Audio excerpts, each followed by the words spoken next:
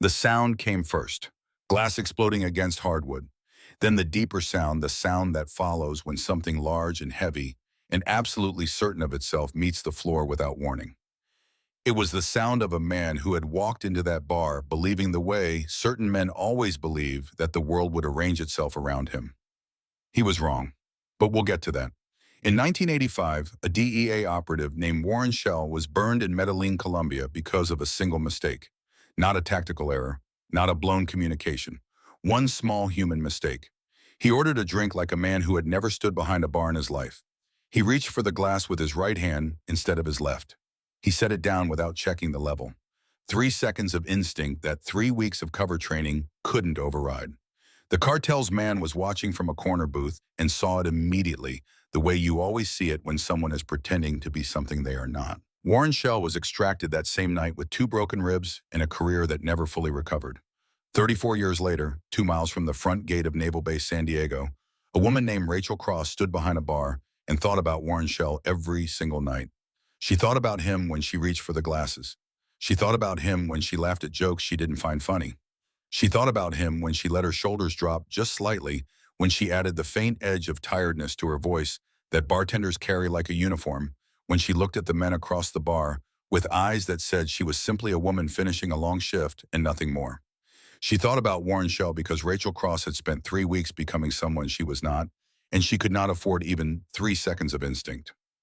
The bar was called the Rusted Anchor. It sat on a stretch of coast highway that had seen better decades, a low flat building with neon signs that buzzed more than they glowed, a parking lot that filled up every night around 9 with pickup trucks and muscle cars carrying men who had just come off base or had been off base long enough to feel the pull of something louder than their apartments.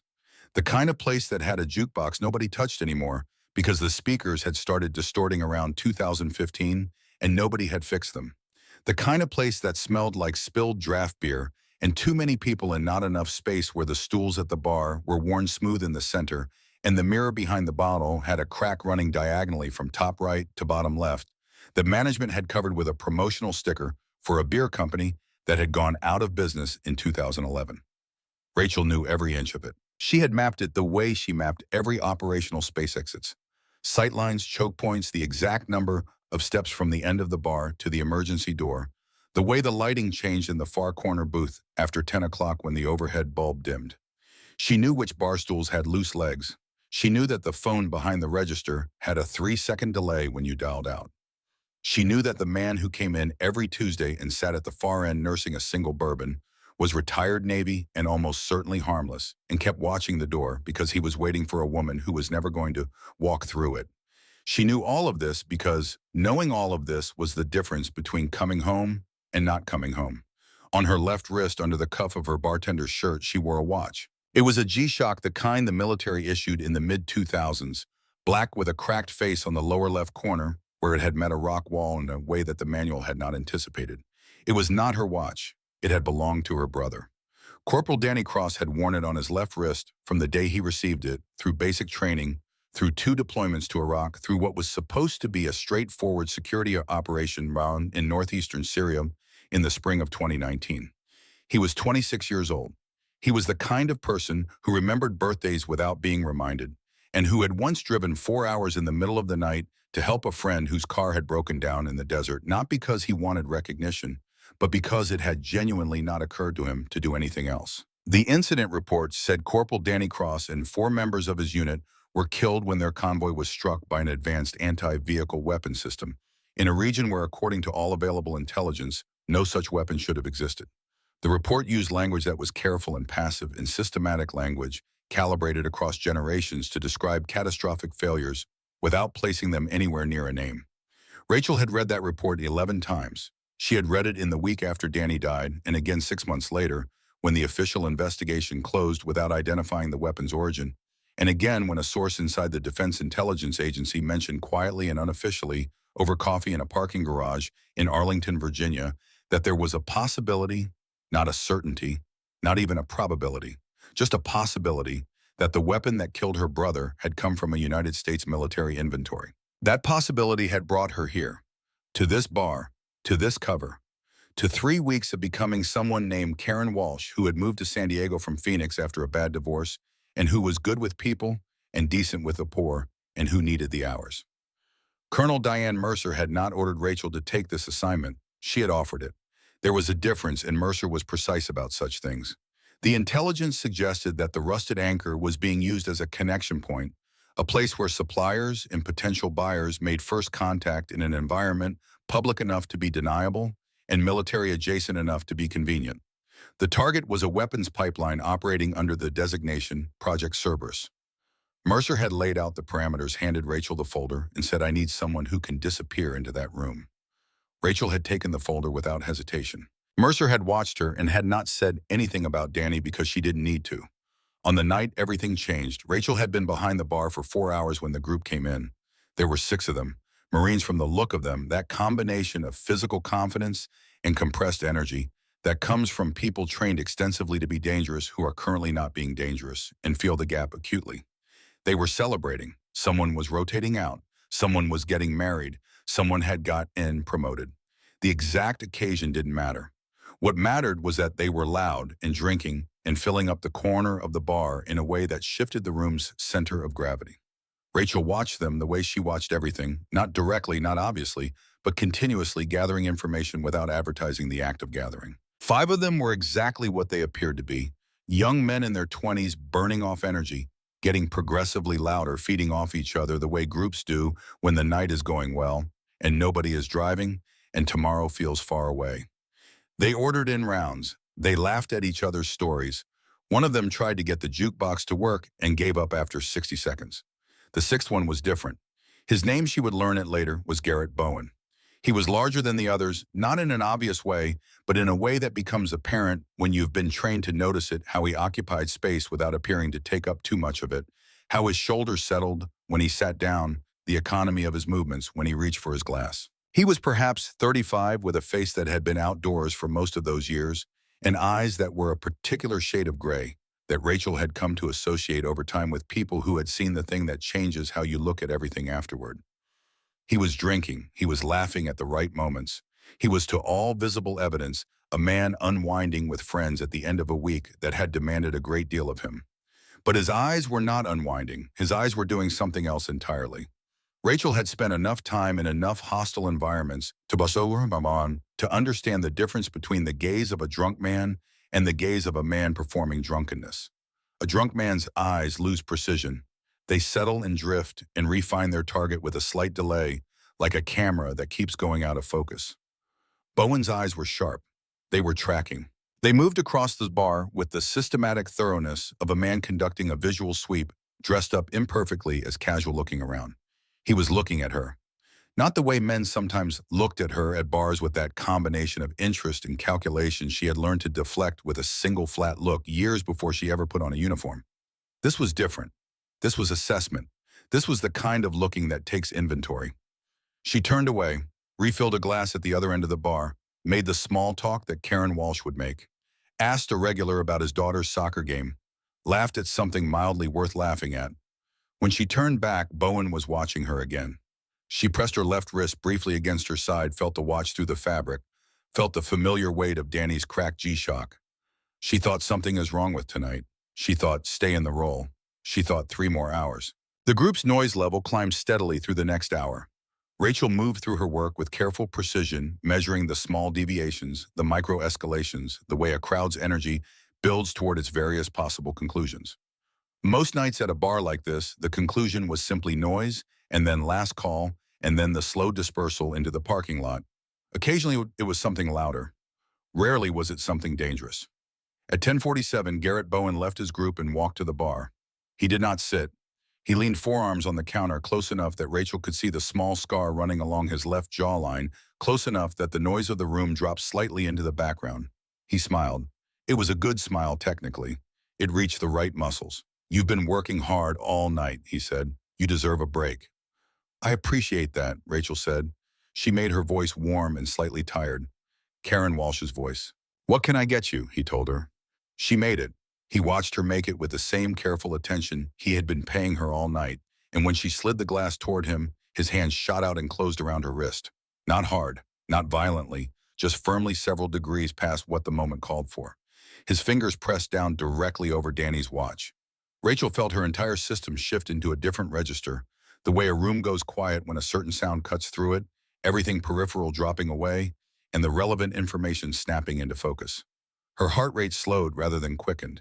She had been trained in the paradox that extreme competence produces in emergencies. The calmer you become, the more dangerous you are. She looked at his hand on her wrist. She looked at his face. "Let go," she said, quietly, pleasantly. He didn't. "Come sit with us when you're done," he said. "You've been working hard. You should relax." "I'm going to need you to let go of my wrist," Rachel said, in exactly the same tone she had used asking if he wanted ice. His grip tightened. Behind her, she was aware of the bar knife under the counter, 7 inches of steel angled slightly outward, positioned there on her first night, and checked every shift since. She was aware of the full bottle of Jim Beam on the second shelf, the right weight for a strike to a specific anatomical target. She was aware of the 18-inch gap between the bar and the wall on her left, which was either a liability or an advantage depending on what happened next. She reached under his thumb with her free hand, applied precise upward pressure on the specific nerve junction that his training had apparently not covered, and broke his grip in a single motion that took less than a second and left him exhaling sharply, his arms suddenly useless below the elbow, his face cycling through surprise and then anger. She stepped back, kept her posture open, did not look aggressive. "I think you've had enough for tonight," she said. The bar had not changed its noise level. Nobody had noticed. Bowen straightened slowly, flexing his fingers as sensation returned, and looked at her with an expression that had moved several significant degrees past drunk annoyance. His friends had noticed. 2 of them were already sliding off their stools. What happened next lasted approximately 40 seconds. The first man came over the bar, actually vaulting the counter with the physical confidence that looks good and is tactically foolish. Rachel let him commit to the motion, stepped inside it, and redirected his momentum into the base of the counter with controlled precision that sat him down hard on the rubber floor mat with all the air gone from his lungs. He stayed there, not unconscious, simply done. The second man grabbed for her from behind. She had anticipated it because it was the obvious move, and she had been trained by people who spent considerable professional effort thinking about obvious moves. She dropped her center of gravity, drove her elbow back, felt the impact, felt his grip loosen, spun, and caught him at the junction of neck and shoulder with the heel of her palm at the exact angle that Colonel Patricia Hale had demonstrated to her on a cold morning at Fort Bragg, saying, "This is not about strength. This is about precision. The right spot at the right angle, and it doesn't matter how large they are." He sat down. The third man stopped, looked at his 2 friends on the floor, looked at Rachel, made a decision that reflected well on his long-term judgment, and took a large step backward. Garrett Bowen had not moved during any of this. He had stood at the bar and watched, and what was on his face now was not anger and not surprise. It was confirmation, the expression of a man who has seen something he expected to see and needed to see for reasons not yet clear. He reached into his jacket. Rachel's right hand dropped to the bar edge, calculating distance to the knife. What he produced was a blade military issue, standard configuration, the kind that has a specific and functional purpose, and does not appear in civilian jacket pockets by accident. He held it loosely, not in a fighting grip, which was in some ways more unsettling than a fighting grip because it suggested familiarity so complete that deliberate posturing was unnecessary. The bar had gone genuinely quiet, the kind of silence that descends when a room of people simultaneously realize the situation in front of them has moved into a category they did not anticipate when they walked through the door. Bowen's eyes were completely clear. All performance of intoxication was gone. What remained was the focused, hollow look of a man running a task he had rehearsed. He spoke quietly enough that only she could hear. "You're not just the bartender," he said. It was not a question. Rachel said nothing. She was calculating distances. She was watching his hands. She was also below the level of conscious thought, feeling something cold move through her, not quite fear, not quite recognition, but the unmistakable sensation her body produced when the parameters of a situation had shifted fundamentally and not in her favor. "We've been watching this place," Bowen said, his voice flat and informational, the voice of a man past persuasion and into statement, "waiting for someone like you to show up." There it was, 3 weeks, 21 nights of Karen Walsh. Every careful gesture, every calibrated smile, every precisely placed hesitation. 3 weeks of perfect work, and they had been waiting for her anyway. The cold thing moved through her again. The back door burst open. Lieutenant Kyle Raines came through it with 4 military police officers in full gear, weapons, raised voices cutting through the silence. with the clipped authority of people who had rehearsed this exact kind of entrance. The bar patrons moved away from the center of the room with the instinctive compliance that weapons and uniforms produce. Bowen's remaining friends raised their hands without being asked. Rains spotted Rachel across the room. Their eyes met for 2 seconds. He gave her a professional nod, confirmation, reassurance, colleague to colleague. Rachel nodded back. And in the 2 seconds it took to watch his face, something registered. Something small and precise and deeply wrong. 11 minutes. She had not called this in. She had not triggered any alert. The incident had gone from the first broken grip to this moment in under 10 minutes of continuous chaos. For Rains and his team to arrive now, weapons drawn, organized in formation, they had to have been moving before the first glass broke. They had to have received information that this was going to happen before it happened. There were two explanations for that. One was that Mercer had surveillance she hadn't disclosed to Rachel, which was possible. The other was that someone had told Rains to come here tonight, someone who knew that Rachel Cross was behind that bar and knew what was about to unfold and wanted to ensure that whatever Rains observed was observed by the right eyes. She filed the thought away in the part of her mind reserved for things requiring careful consideration.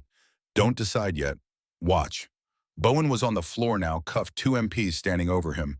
He looked up at Rachel from the ground, and the expression in his face was not defiance, not hatred, something that looked improbably and uncomfortably like relief. The bar filled with voices, commands, and questions, and the shuffle of people being moved, and Rachel stood behind the counter with blood from a small cut on her right palm marking the wood surface. She pressed her left wrist against her side, felt the cracked face of Danny's watch. She thought about Warren's shell in Medellin in 1985 burned because of 3 seconds of instinct. She thought 3 weeks, and it wasn't the instinct that gave me away. She thought someone already knew I was here before I poured the first drink. Outside, through the bar's salt-filmed windows, she could see the lights of Naval Base San Diego against the low California sky. Solid official reassuring if you didn't look too carefully. She looked carefully. She pressed her fingers against the cracked face of Danny's watch and thought, I'm close, Danny. I'm close to whoever gave the order. She didn't know yet that close and safe were not the same thing. She didn't know yet that the thread she was pulling went somewhere she was not prepared to go. She didn't know yet that the man on the floor in front of her was not the end of anything. But she would. By the time the sun came up over San Diego Bay, she would know enough to understand that the arms dealers she had been hunting were the smallest part of what was broken. That Project Cerberus was not a weapons deal in any conventional sense. That her brother Danny had not died because of a random failure of intelligence, and that the person she most needed to trust in what was coming might be the same man currently handcuffed and face down on the floor of a bar that smelled like beer and bad decisions 2 miles from a naval base that was supposed to represent everything worth protecting. The medic was already moving toward her with a kit. Rains was on his radio. The MPs were clearing the room. Rachel Cross stood behind the bar and waited and watched and let nothing show on her face. Karen Walsh was gone. The cover was blown. There was no version of tonight that put her back behind that bar. Whatever came next would be different, harder, more dangerous in ways she could not yet fully map. She was already thinking about it. The medical facility was 12 miles from the rusted anchor, and it felt like another country. Rachel sat on the edge of a treatment table in a room that smelled of antiseptic and recycled air, while a Navy corpsman named Petty Officer Ellard worked through the cut on her palm with the focused quiet of a craftsman. 15 stitches in a line across the heel of her right hand. The knife had been sharp. Military issue always was. She watched the needle move and did not feel it particularly. She had been cut before. She had been cut in places more consequential than her palm and had kept moving, kept thinking, kept making decisions because the alternative was not something she allowed herself to consider while there was still work to do.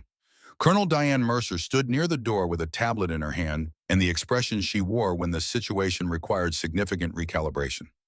Mercer was 51 years old and had the quality of stillness that comes from navigating situations that could have gone badly and had instead been made to go correctly through patience and precision and the willingness to remain calm when calm was the most difficult available option. Garrett Bowen, Mercer said, 36 years old, Force Recon, 2 combat deployments, decorated twice. She held out the tablet.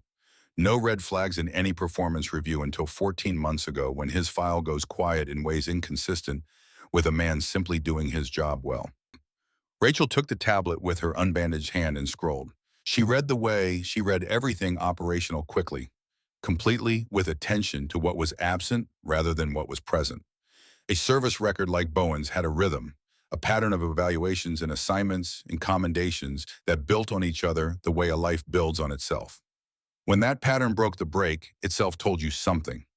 14 months ago, Garrett Bowen had stopped earning commendations. He had stopped being assigned to the operations his record clearly qualified him for. He had not been disciplined.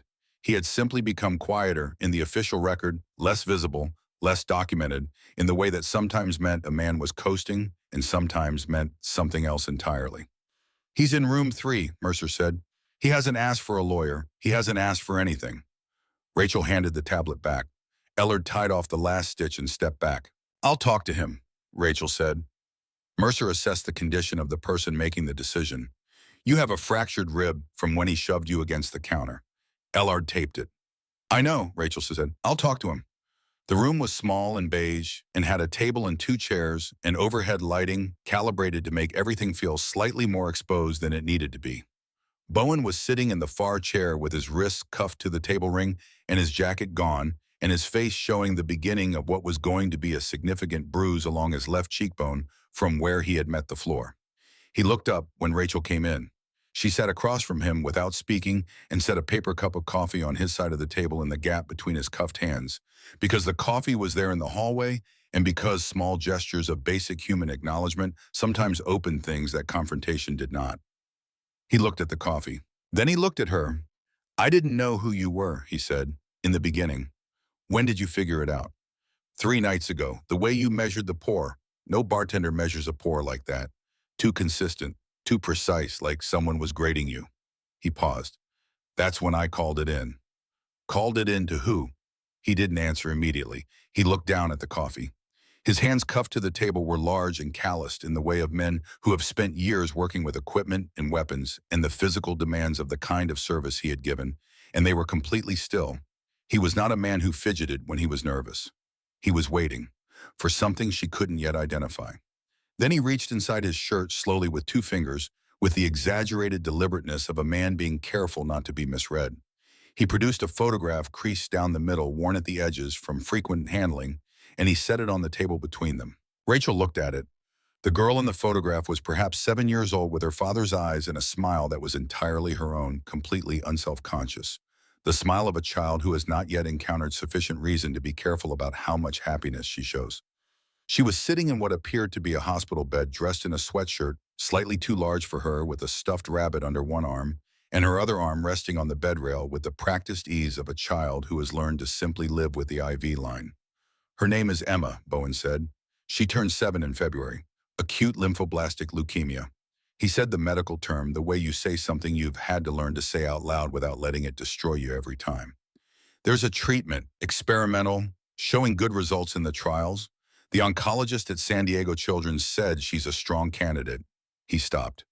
The VA denied coverage 4 times. The treatment cost $400,000, and the VA denied it 4 times because it's not yet on the approved list, and it won't be on the approved list for another 2 years, and Emma doesn't have 2 years. The room was quiet. Rachel's left hand rested on the table, and she was aware of Danny's watch on her wrist, the familiar pressure of the cracked face against her skin, and she thought about her brother, about the 26-year-old man who had driven 4 hours in the night to help a friend who remembered birthdays, who was dead because of a weapon that should not have been where it was failed by the same system that was failing this man's daughter. She did not say any of this. She said, so you found another way to pay. I'm not asking you to think that makes it right. It doesn't make it right. No, he said, it doesn't. He looked at Emma's photograph. But she's going to live. Whatever happens to me, she's going to live. I made sure of that before I walked into that bar tonight.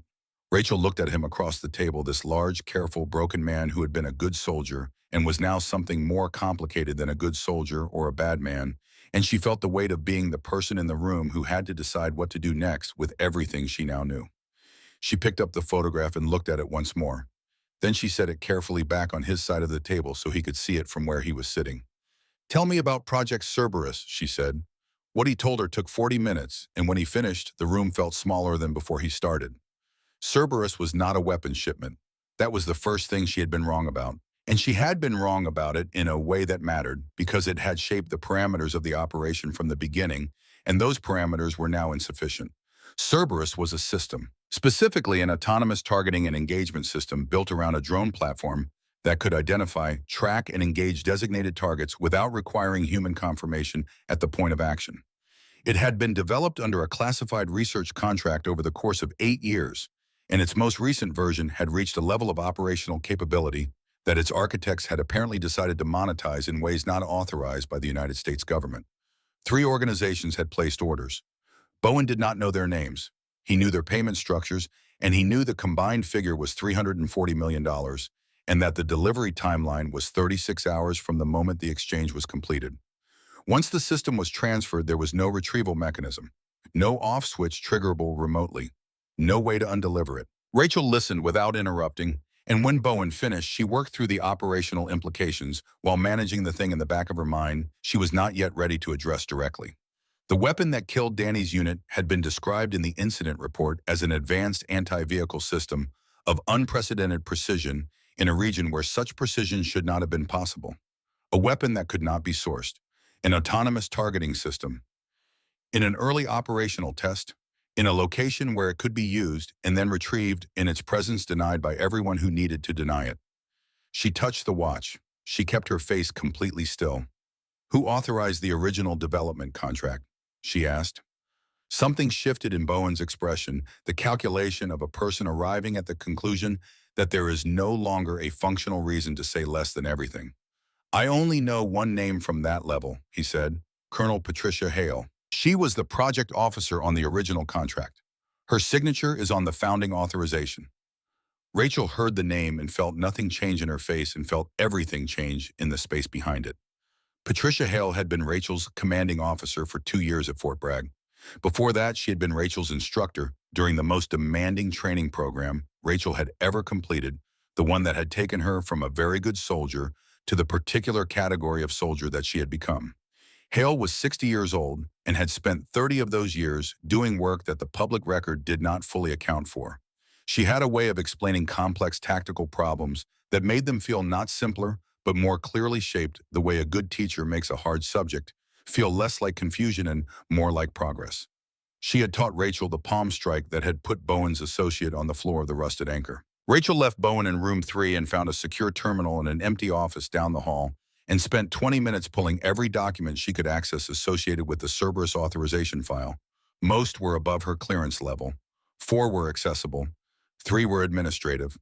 One was a project initiation document from 7 years ago, and at the bottom in the signature field for project officer was Colonel Patricia Hale's name. Rachel stared at the screen for a long time. Then she went to find Lieutenant Kyle Rains. He was in the facility's main operations room, working through paperwork with the efficient calm of a man closing out a successful evening's work. He looked up when she came in and produced an expression of professional warmth over whatever was actually happening underneath it. Captain Cross, you should be resting. I want to understand the timeline, Rachel said. She kept her voice neutral and conversational. From when the situation escalated to when you arrived with your team. 11 minutes, Rains said. We were on standby in the area. Colonel Mercer had authorized a monitoring posture given the intelligence assessment. And you were alerted by Mercer's team when the situation activated. Standard protocol, Rains said. He was still meeting her eyes. He was very good at meeting eyes. Is there a concern, Captain? I pulled the communication logs for this facility, Rachel said. There's a message that went out on your authentication token at 10:22 tonight. Rains said nothing. The first glass broke at 10:33, Rachel continued. The first physical contact was 10:36. You arrived at 10:47, 11 minutes from the first glass. She paused. But your message went out at 10:22, 11 minutes before the first glass broke. The room was quiet. Communications anomalies happen, Rains said. They do. Clock discrepancies of 2 or 3 minutes, sometimes up to 5. 11 is outside that range by a considerable margin. Rains set down his pen. He looked at her with the expression of a man who has just arrived at a decision point and is recognizing it clearly. I think this conversation should involve Colonel Mercer, he said. You're going to want to have it now, Rachel said, before she gets here. What I can document with current access is bad enough. A full forensic communications review will find considerably worse, and the distance between those two things is the only negotiating space you're going to have. Something crossed Raines's face, not guilt exactly, but the expression of a man who made a decision a long time ago that felt necessary and has been carrying it forward through enough subsequent decisions that the original one feels very far away now. He stood up. It was a fast movement, the kind that trained reflexes produce when the decision to move has been made before the conscious mind finishes processing the situation. Rachel had anticipated it because she had been watching his feet under the table for the last 30 seconds of their conversation, and feet always move slightly before the body commits. She stepped aside, put her hand on his shoulder, redirected his momentum into the doorframe with more force than was strictly necessary, and Raines hit the frame and went down before the sound of the impact finished echoing in the hallway.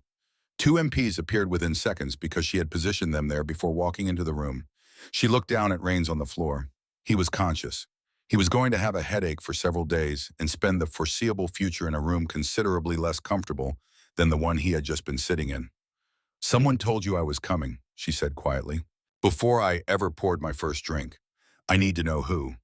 Raines looked up at her from the floor, and in his eyes, she saw something she had not expected. Not defiance or calculation. The particular relief of a man who has been holding something heavy for a long time and has just been given permission to set it down. He said one name. She already knew it. Colonel Mercer arrived 40 minutes later with two intelligence officers in the controlled urgency of a person still calibrating the full dimensions of what she had been briefed on during the drive. She found Rachel at the secure terminal again and pulled a chair up beside her and looked at the screen and did not speak for a long moment.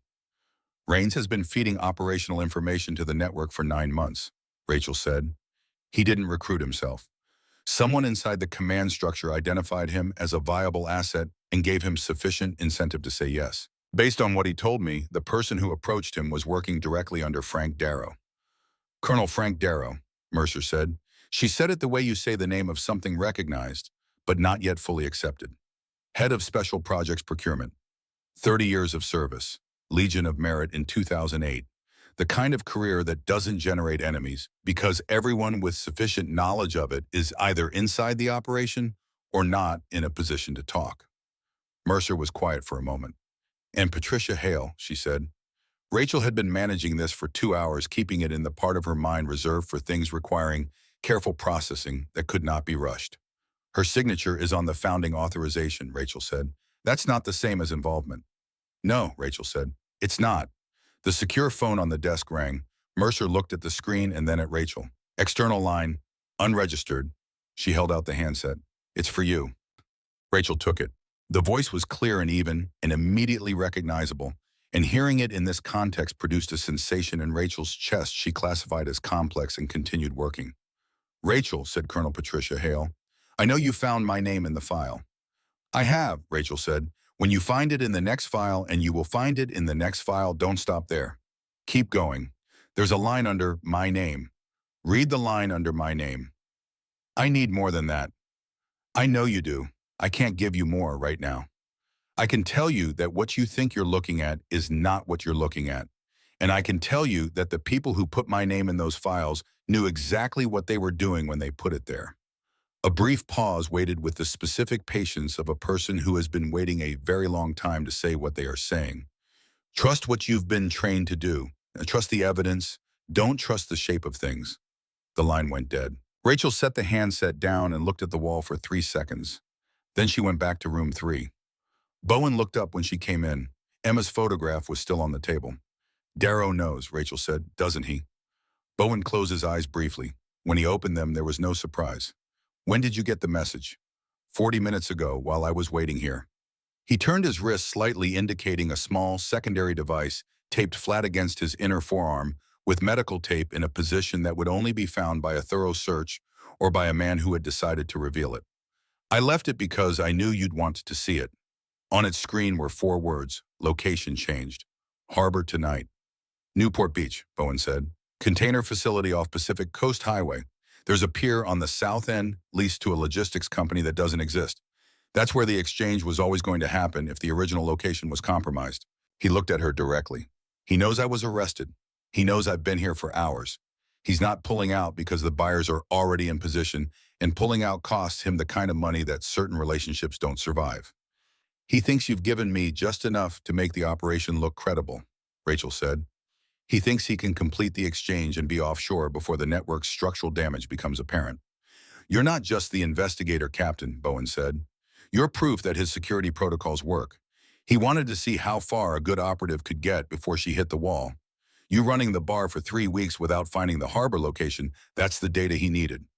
Rachel stood still and worked through what she had been told, and underneath the operational processing, she felt the cold clarity that arrives when you understand that what you thought was a hunt was also from another angle a trap.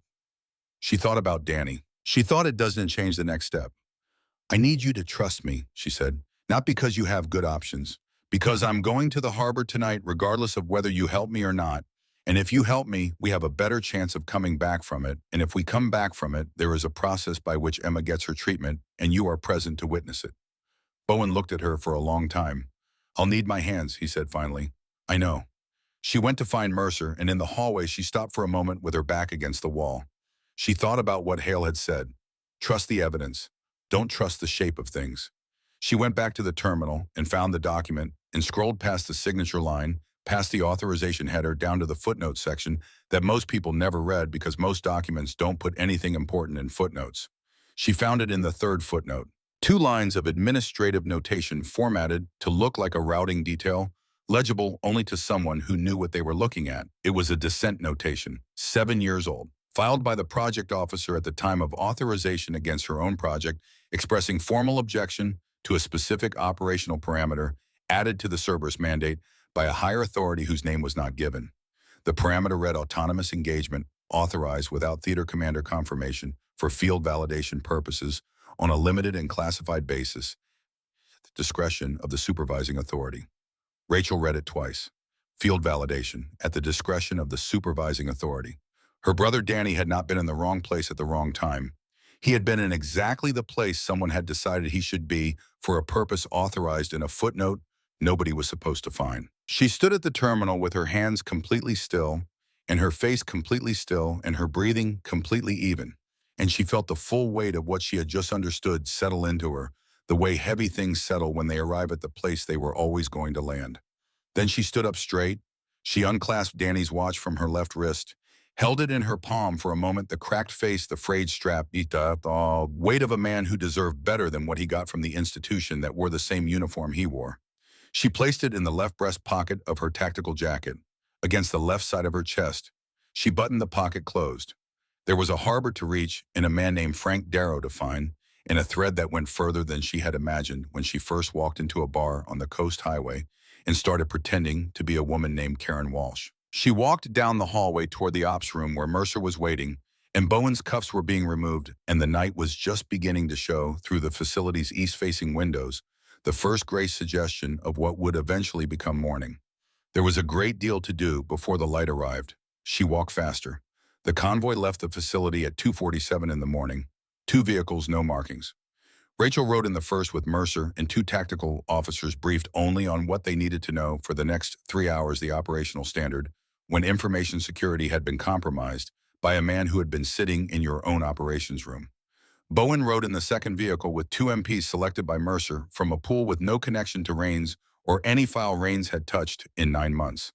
The drive to Newport Beach took 31 minutes. Rachel spent most of it looking out the window at the Coast Highway moving past in the dark, at the way the ocean showed itself intermittently between the buildings, a darkness beyond the darkness that you could feel more than see, and indifferent and completely uninterested in what human beings did to each other on its edges. She had the parameters of what was coming. She had the 12-person tactical team Mercer had assembled and positioned over the last hour. She had a weapon at her hip, a fractured rib taped under her tactical jacket, and Danny's watch buttoned in her left breast pocket against her chest. She had Bowen, and before they left, she had spoken to him for 3 minutes, who would approach the meeting point, what signals would be used when the tactical team would move. He had listened and confirmed and asked one question, whether Emma's medical access had been arranged as a condition of his cooperation rather than a future consideration. She had looked at him and said the paperwork went to San Diego Children's Hospital 40 minutes ago. His daughter's oncologist would have it when the office opened at 8. He had looked at her for a moment and then looked away, doing the interior work of a person who has just been given one less thing to hold. The Newport Beach container facility sat on a stretch of industrial waterfront that looked in daylight like exactly what it was. A working logistics operation, functional and anonymous, the kind of infrastructure that urban coastlines accumulate over decades without anyone giving it particular attention. At 3 in the morning, it was a landscape of dark shapes and sodium orange light, carrying the smell of diesel and salt water, and the low working sounds that ports make continuously, regardless of what business is being conducted on their margins. The pier on the south end was 140 meters of concrete extending into the water, flanked by a row of container stacks that provided natural cover and natural blind spots in approximately equal measure. At the end of the pier, visible from the tactical team's two overwatch positions, three men stood near a white panel van whose rear doors were open. Rachel and Bowen approached from the access road on foot. She was the buyer's representative. He was the connection, the man who had arranged the meeting and carried the established relationship with the sellers. They walked at the pace of people who had come a considerable distance to conduct a transaction they intended to complete and then leave. The container stacks moved past them on both sides. The sound of their footsteps on concrete was absorbed by the ambient harbor noise. Rachel's right hand hung loose at her side, 2 inches from her weapon, kept deliberately relaxed. She could feel Dania's watch in her breast pocket moving slightly with each step, a small weight against her heart. She recognized the first two men from intelligence photographs. They stood at the van with the practiced ease of people who had done this kind of exchange enough times that the situation itself no longer produced anxiety, only the functional alertness of professionals at work. The third man she had not seen in any photograph, but Bowen had described him precisely enough that she recognized him anyway. Colonel Frank Darrow was 58 years old and looked it in the way that men look their age when their age represents a great deal of accumulated consequence, rather than simply the passage of time.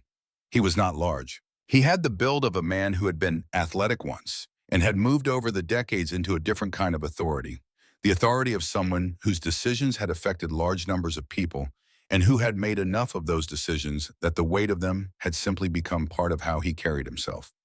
He was wearing civilian clothes, a dark jacket and dark trousers, a choice that told Rachel he had anticipated needing to disappear quickly into an environment where a military uniform would be a liability.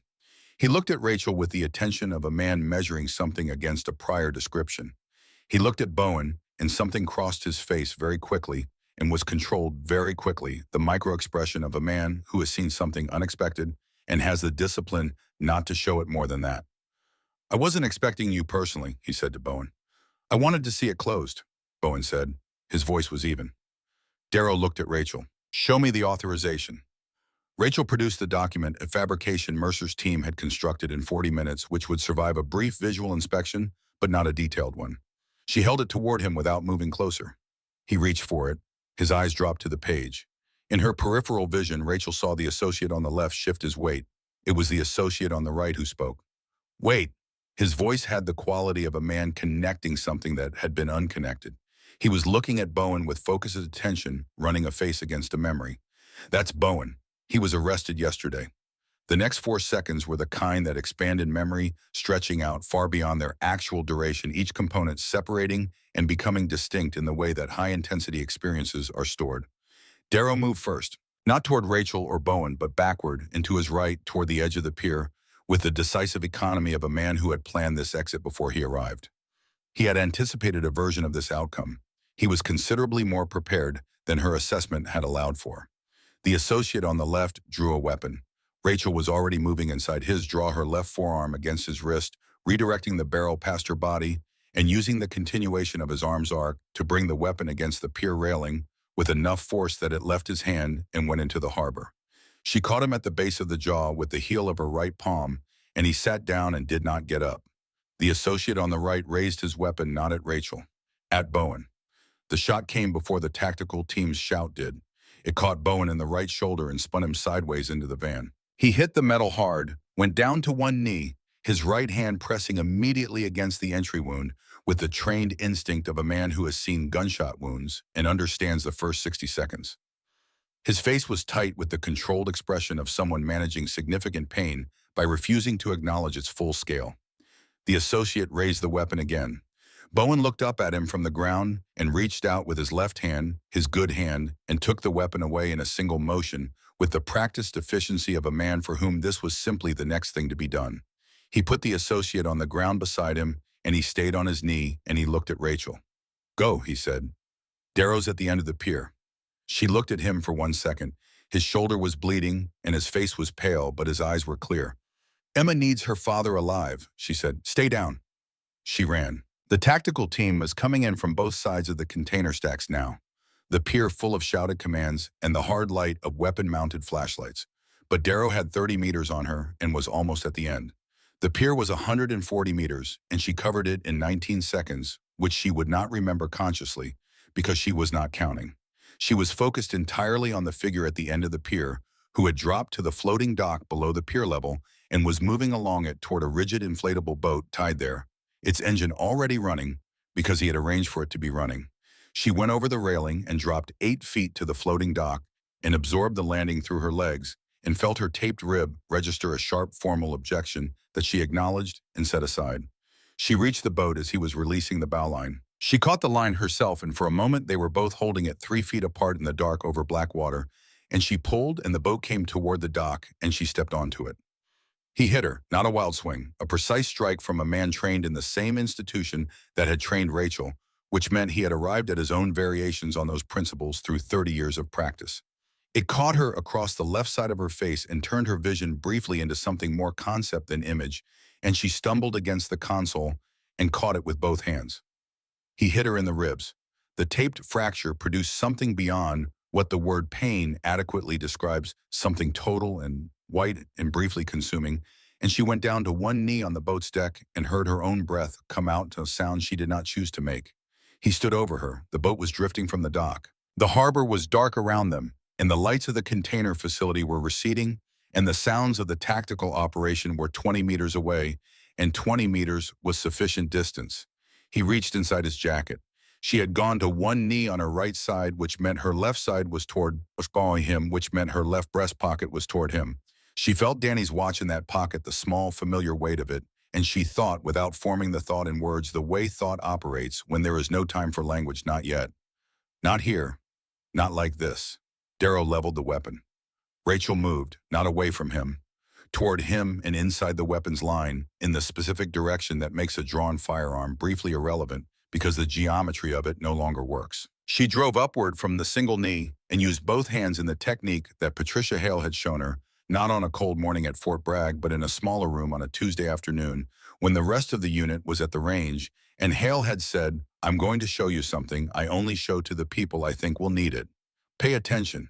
It was a single continuous motion. No wasted movement, no force beyond what was necessary, and no hesitation between the components. It addressed 4 things in sequence in approximately 1 second, and when it was finished, Darrow was on the deck of the boat and the weapon was in Rachel's hand, and Frank Darrow was looking at the sky over Newport Beach with the blank expression of a man rendered temporarily unable to do anything except breathe. Rachel stood over him. Her rib delivered a continuous and detailed account of its condition. Her face was swelling where he had hit her. The boat was drifting. She looked down at him. She thought about the footnote, field validation, at the discretion of the supervising authority.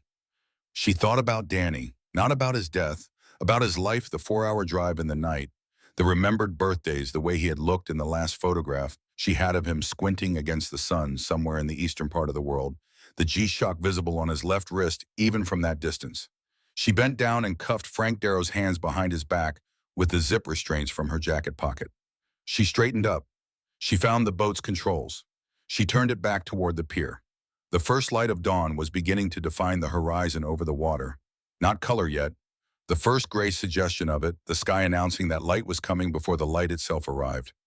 Rachel Cross brought the boat back to the dock. Mercer was waiting on the pier. She looked at Darrow, cuffed and conscious, and diminished in the way that powerful men become diminished when the machinery built to protect them has stopped running. She looked at Rachel, the swelling face, the arm pressed against the taped rib, the blood from the reopened cut on her palm, leaving a faint mark on Darrow's jacket where she had held him. She said nothing. She nodded once. That was sufficient. They took Darrow to a facility that was not the one Rachel had left 3 hours earlier, standard procedure, when a location's compromise had been confirmed, and they put him in a room and waited. Not for the first hour when defenses are still high and the instinct toward resistance still fresh. For the third hour when exhaustion and the unambiguous weight of evidence produce a different kind of calculation. Then Rachel walked in and sat down across from him. Darrow talked. Not immediately and not easily, but the evidence placed in front of him over the course of the next 4 hours was the kind that makes continued silence into a form of self-destruction rather than self-protection. And Darrow was not a man who had survived it 30 years in the institutions he had navigated by letting his pride outpace his interests.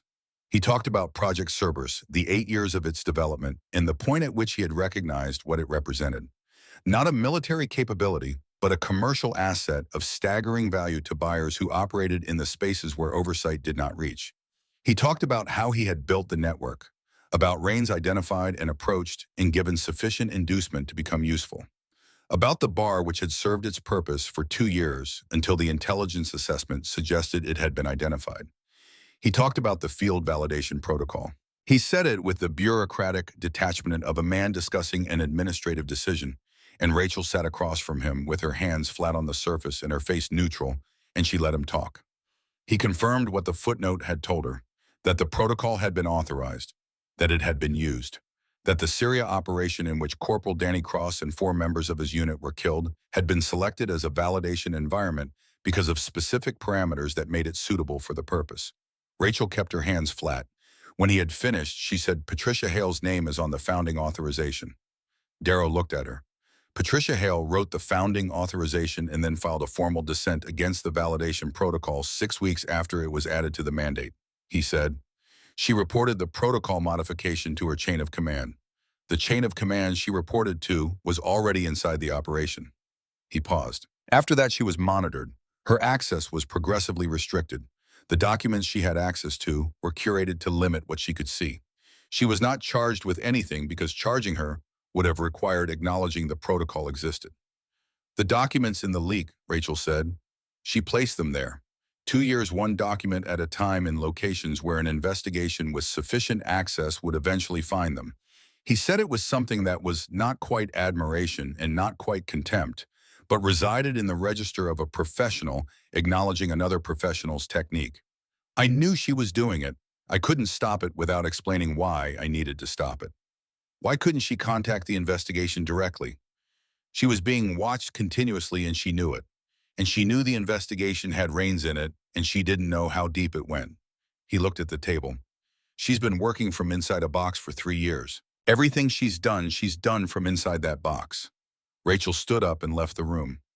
In the hallway, she stood against the wall for a long moment, and she thought about a woman she had trusted, and then suspected, and then needed to completely reconsider. And she felt the texture of understanding, something you wish you had understood sooner.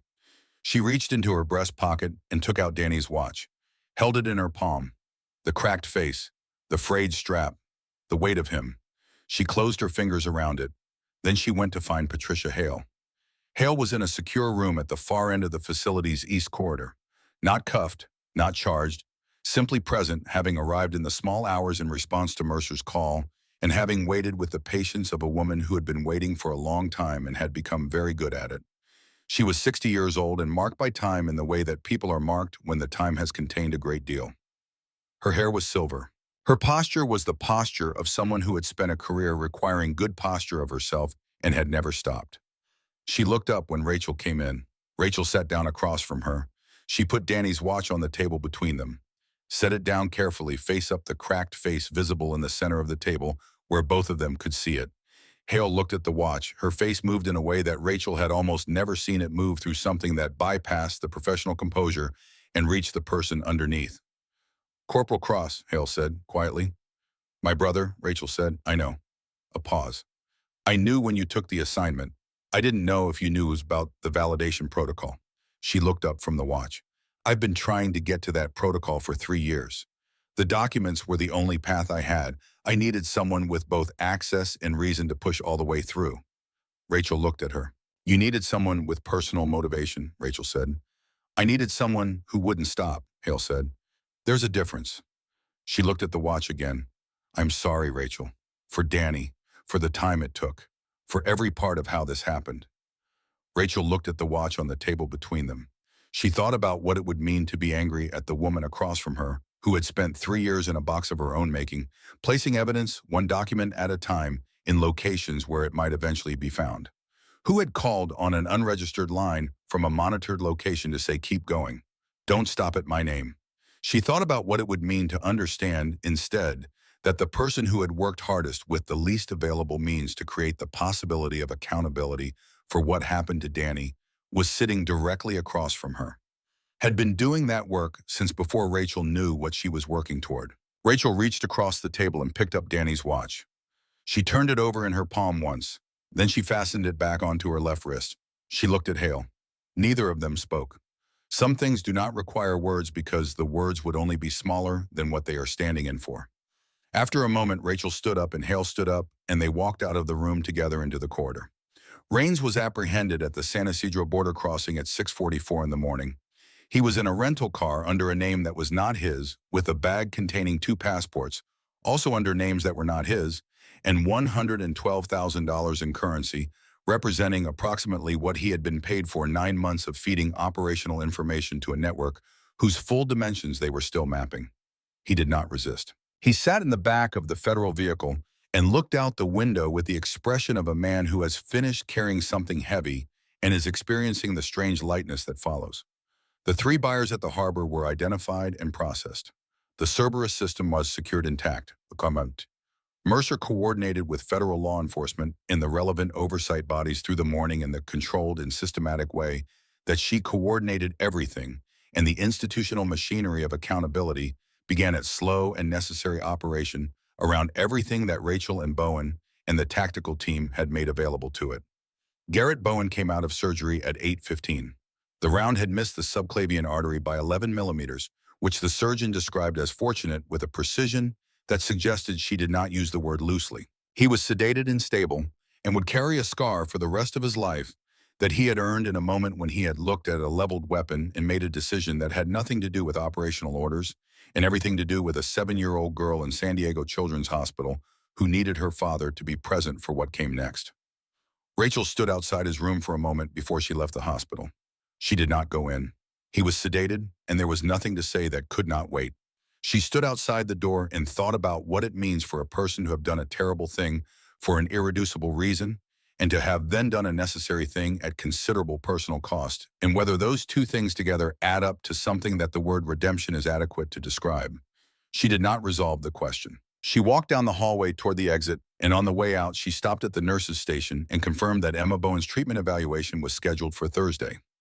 It was. She walked out into the morning. The commendation ceremony was held 3 weeks later in a conference room at Naval Base San Diego, with a view of the bay and the quiet formality that the military uses for occasions significant enough to mark officially, but classified enough to mark without publicity. 12 people in the room, all of them cleared for what was being said. General Margaret Stokes was 63 years old and had the bearing of someone who had spent 4 decades being the most prepared person in whatever room she was in. She stood in front of Rachel with the commendation in her hand and read the citation in the even precise voice of someone who understands that the words in a citation are not the thing being honored, but the formal acknowledgement that the thing occurred. When she pinned the commendation to Rachel's uniform, she did it with the care of someone for whom the gesture was not procedural but meant, and she stepped back and met Rachel's eyes for a moment before turning to speak with others in the room. Rachel stood at attention. Beneath the cover of her dress uniform, she felt the cracked face of Danny's watch against her wrist, and she thought about a 26-year-old man and about a footnote, and about 3 years of documents placed one at a time in locations where someone might eventually find them, and about Emma Bowen beginning a treatment evaluation on a Thursday morning, and about the distance between justice and accountability, and whether that distance was something you could cross or simply something you learned to navigate. She thought it's not finished. She thought it's never finished. She thought you do the next thing anyway. Patricia Hale was across the room in conversation with Mercer, and she looked up at Rachel once during the ceremony, a brief, direct look that contained nothing performative and everything necessary, and Rachel held the look for 2 seconds and nodded, and Hale nodded, and that was sufficient for both of them. The ceremony concluded at 11:45. People dispersed with handshakes and brief conversations and the movement toward the next obligation. Rachel was near the door when she felt a hand at her right. General Stokes, handshake brief, firm. And as their hands separated, Rachel felt the small, folded square of paper transferred from one palm to the other, with the practiced invisibility of someone who has been passing things without being observed for a considerable portion of a long career. Rachel closed her fingers around it without changing anything in her expression. She made two more brief conversations. She said the appropriate things. She moved toward the exit with the unhurried pace of someone whose afternoon was clear, and she walked through the base to the parking lot where her car was waiting. She got in. The driver, taciturn and professional, pulled out and headed toward the gate. Rachel looked out the window at the base, moving past the structures and personnel and vehicles of an institution she had given more than a decade of her life, to whose uniform she wore and whose purposes she served, and in whose name she had gone to places that could not be discussed in this car or any car that was not specifically secured. She opened the folded paper. The handwriting was small and precise, and fully formed the hand of someone who had written many things by hand over many years, and for whom the act was neither archaic nor labored, but simply the clearest way to communicate something that could not pass through any channel that could be recorded. She read it once. Then she read it again. Darrow had 7 peers at his operational level. This investigation surfaced one thread of a larger framework. Cerberus was one of 4 active projects running under the same authorization structure. The other 3 have different names and different operational covers. They have been running longer. The people who authorized the framework know your name. Now, they knew it before this morning's ceremony. Do not trust the oversight structure above your direct chain until I contact you through a channel I will establish. This is what I know and what I believe you need to make the decisions in front of you with adequate information. Below the message, 2 initials. MS. Rachel folded the paper once and again until it was very small. She held it in her closed right hand and looked out the window at San Diego moving past in the November morning light, the bay visible between the buildings flat and gray and enormous, the kind of view that briefly makes the scale of human arrangements feel proportionate. She thought about what the note meant in practical terms. Not in the large sense she understood the large sense. In the immediate operational sense, it meant that what she had just done was not a conclusion. It was a first step in something that had been running long enough to have institutional memory deep enough to survive the exposure of one of its primary architects, wide enough to encompass projects she did not yet have names for. It also meant that she was still here, that Rains was in custody, that Bowen was alive and his daughter would start her treatment evaluation on Thursday, that a man who had authorized the deaths of 5 soldiers in a field test, including her brother, was in a room somewhere behind her with his hands cuffed and his network dismantled, and his next several decades already decided. That was not nothing. That was, in fact, everything that this particular mission had set out to accomplish. The rest was next.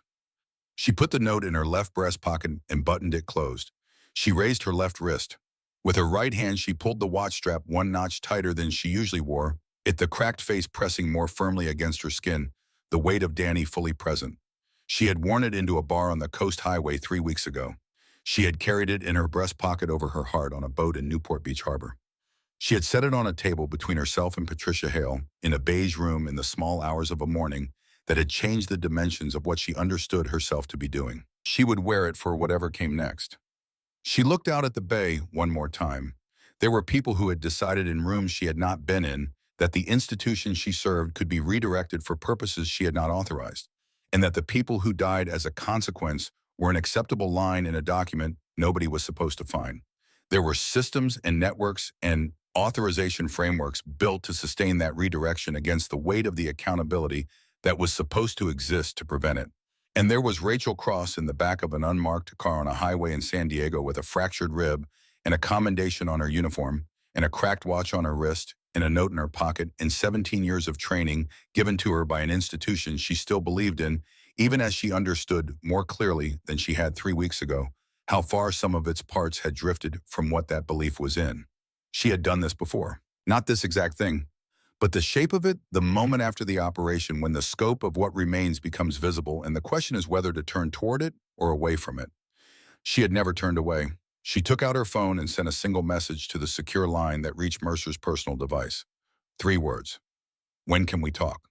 She put the phone away, settled back in the seat, watched California move past in the November light.